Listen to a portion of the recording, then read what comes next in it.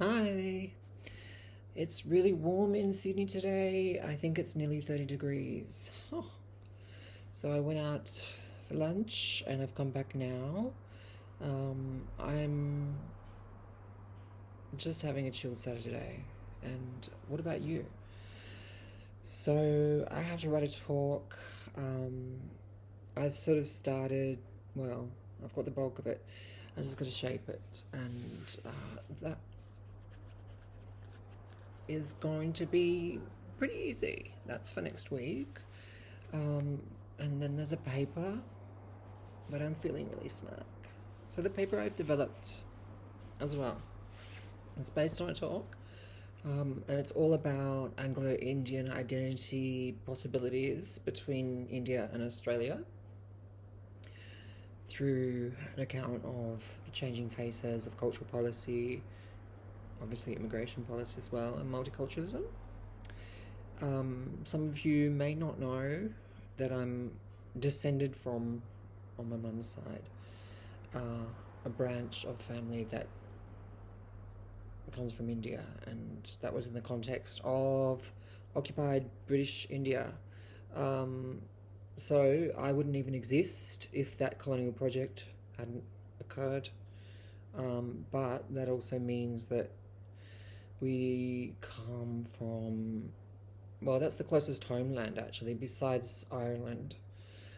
Because basically, if you go back a few generations, well, let me put it this way, my mum's great grandfather was the product of a relationship between an Irishman who was part of the Bengal army and involved in all sorts of military exploits, right? Maybe not the most savoury of characters. His name was Francis A. Grant.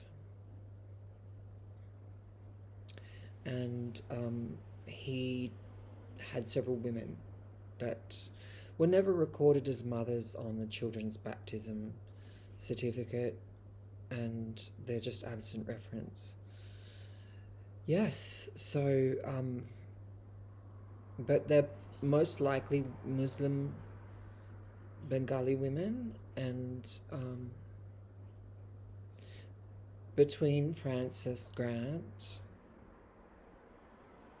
J. Grant, not Francis A. Grant, and these women, 5 children were born, and in the eyes of the law were illegitimate, but he was quite high up in the military ranks, or at least over about 30 years he ascended, and also fought in the Anglo-Burmese wars, so the incorporation of territory in Gambhir Singh's army. What motivated this man, to leave Waterford Island and to fight for the East India Company? Because this is pre-Raj.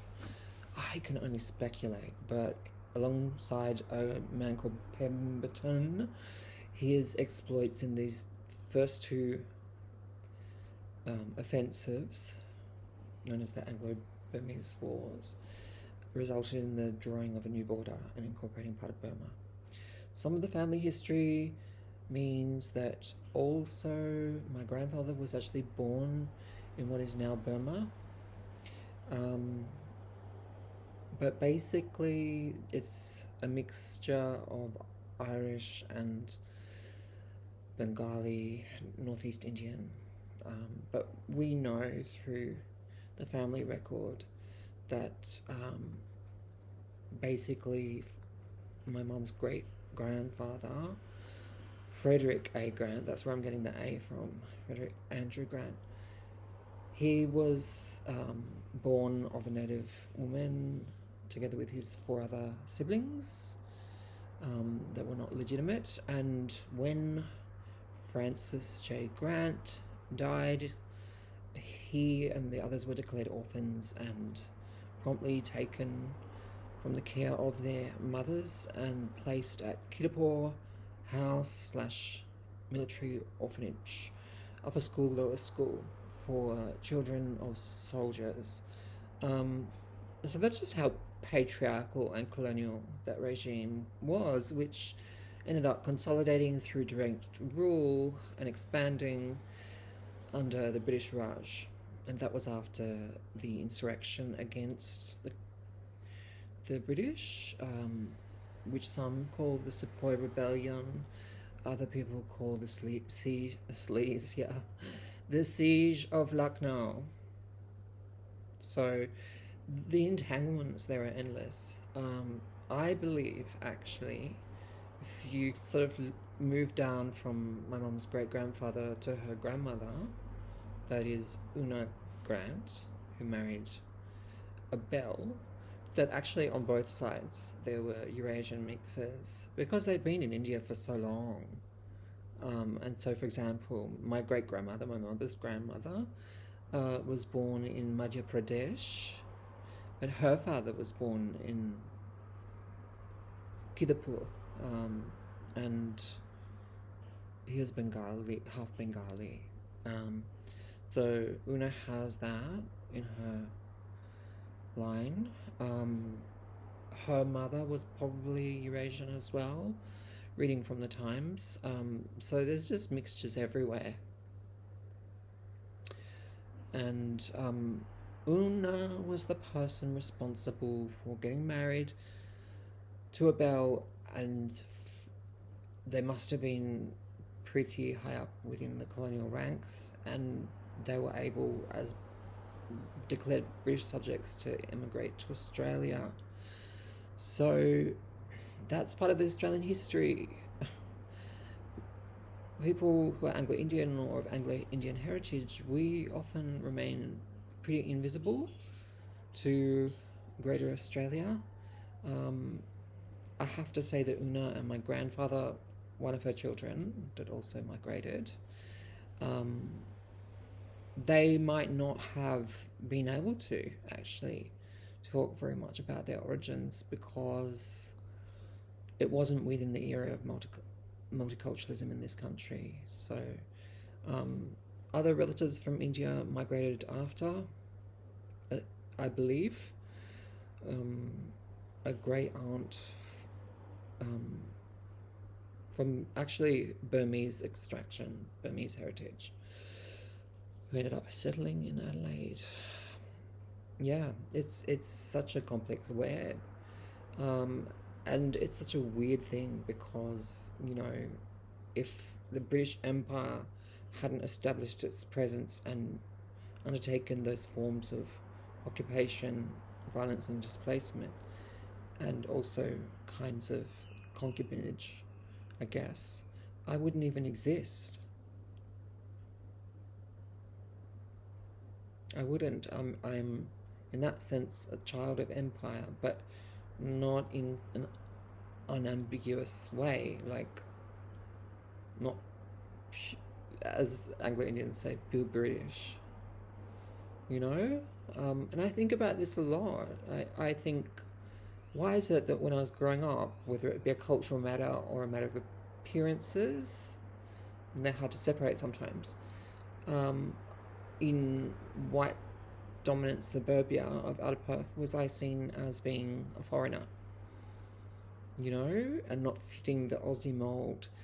It's different now because, quote unquote, Australia's embraced a kind of cosmo multiculturalism, and by virtue of my white skin, most people would not fix me with a particular label or see me as being somehow at a place, right? Because as Sarah Ahmed says, space is oriented towards whiteness, but it is a construction in itself, and in that sense, I'm not actually 100% white, and being of mixed heritage means that I have a lot of, like childhood memories of being ambivalently seen or placed, but also my way of relating to myself is that I don't feel entirely from Australia, if you get what I mean.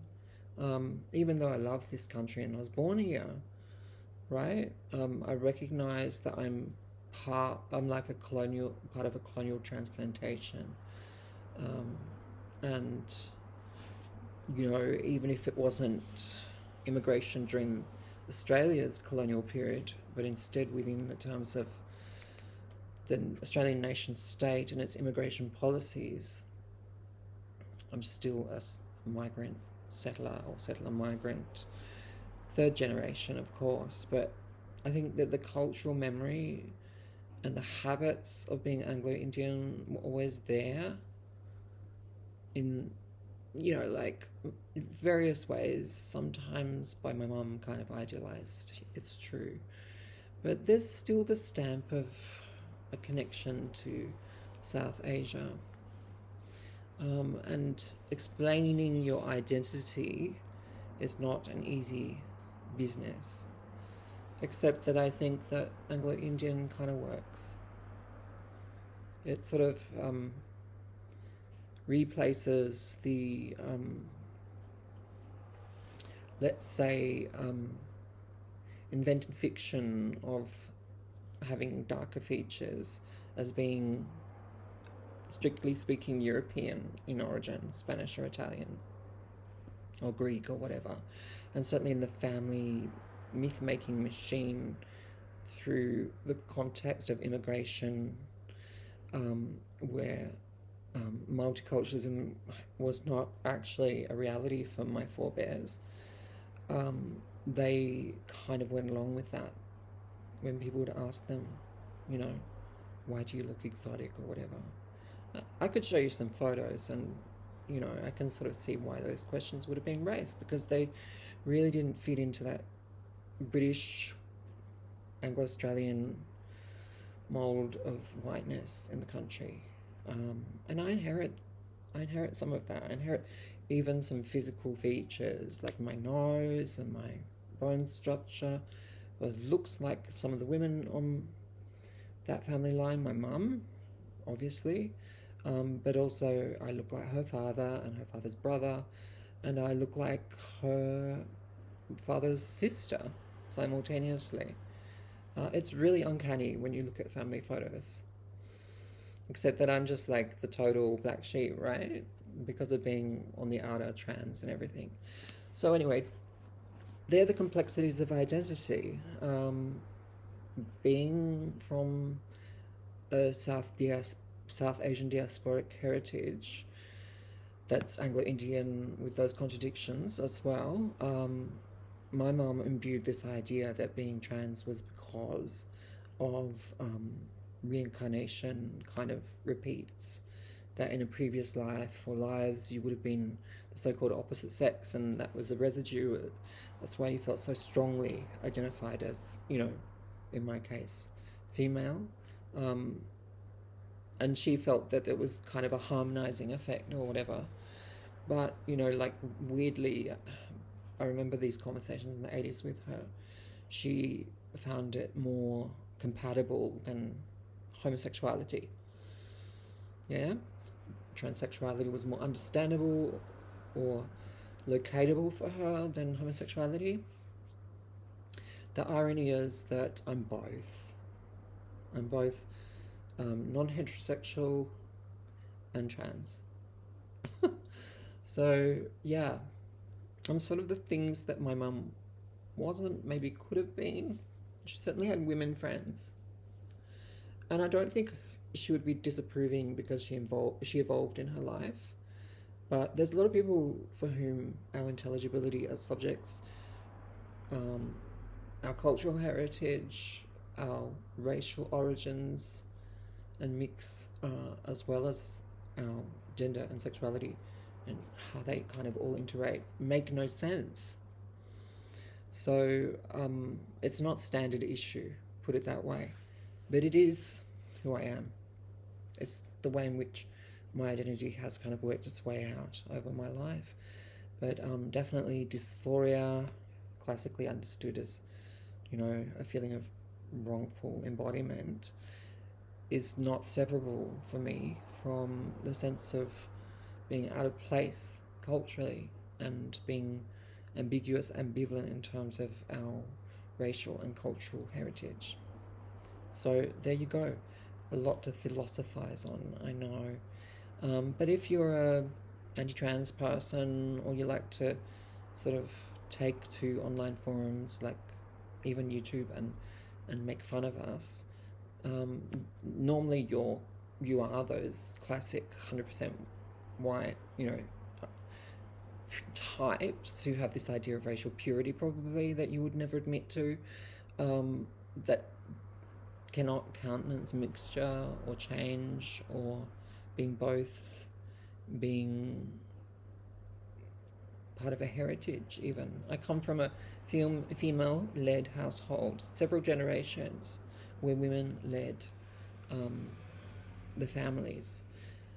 So, it's as much a kind of inheritance as my so-called racial and cultural identity. I can't separate them. And one of the things that really made that plain to me was that growing up, I'd be asked, where are you from? And what are you? And by that, it was meant, like what kind of ethnicity, and also like boy or girl. So they were always kind of interwoven within those assumptions about being different. So imagine what it was like for me to try to work all that out. Yeah, trans, lesbian, and not your standard Anglo-Saxon, but instead enmeshed in the webs of contradictions of colonialism and immigration and all sorts of avowals and disavowals and recognitions and misrecognitions of identity.